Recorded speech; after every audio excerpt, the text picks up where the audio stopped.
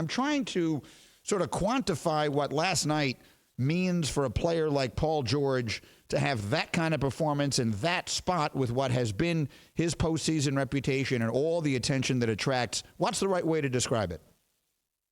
You know, Greeny, people forget in 2013, Paul George was so clutch and such a monster, hitting buzzer shots and hitting 3 free throws in overtime and all that stuff against Miami, that LeBron going into a timeout paused, called him over, and Lowe fived him during the Eastern Conference Finals, a moment that was LeBron saying, hey, man, you belong. Like, this guy went toe-to-toe with LeBron James when he was 22, 23 years old. And yeah, he's had some stinkers, and we can talk about why his game is sort of prone to the occasional 2 of 16, 3 of 17.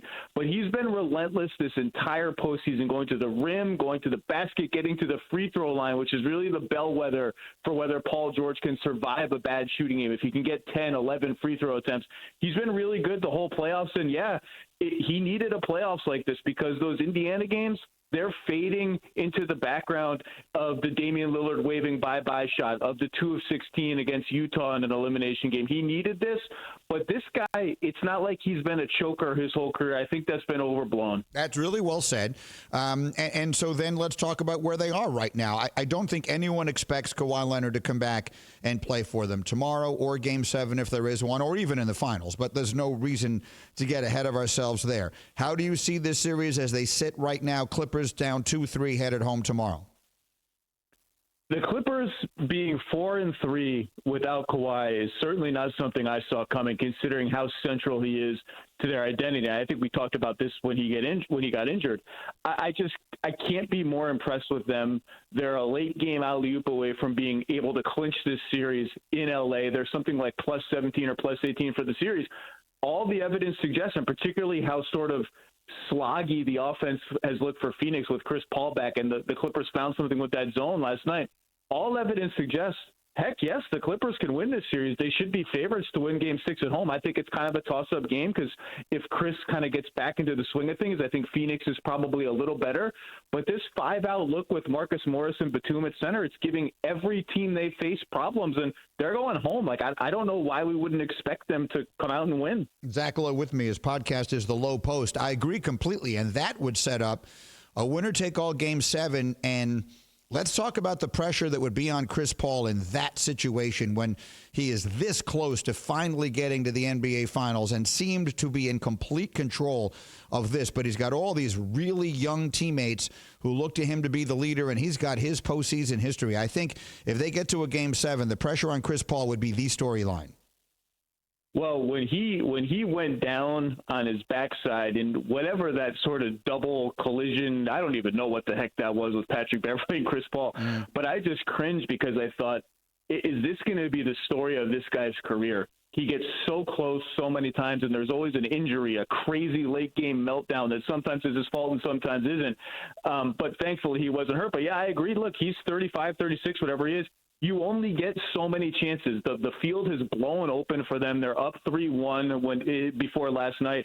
And even more so, Greeny, because he hasn't played well. I think he's 19 of 60 from the field, and their offense has not looked the same since he came back. I think it's been a little too much Chris Paul, particularly against the zone defense, a little too much predictability. They've lost some of the zip. Remember how they looked against Denver? They were flying around, guys coming up from the corner, flare screens, cuts, everything. They've lost a little of that juice reincorporating him. That's not his fault. That's what happens when someone comes back. He had COVID. We don't know what that effect had on him.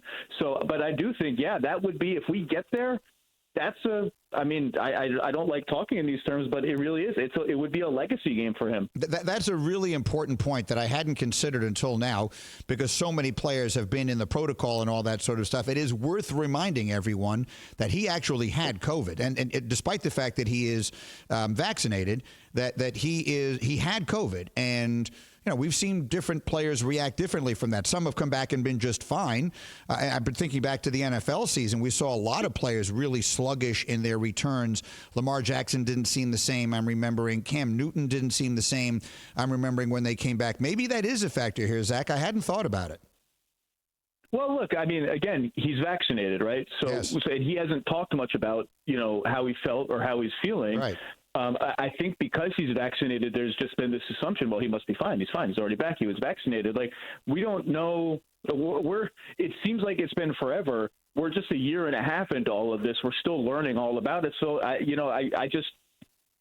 I'm sort of operating under the assumption that he's probably pretty close to fine. He came back pretty fast, but you do have to just sort of remember, like, oh yeah, that's a pretty big variable. We need to at least keep it in mind. That's exactly right. Zach Lowe was with me. That was last night, of course. Tonight, the East takes center stage here on ESPN Radio. Game 4, Hawks-Bucks, presented by Indeed.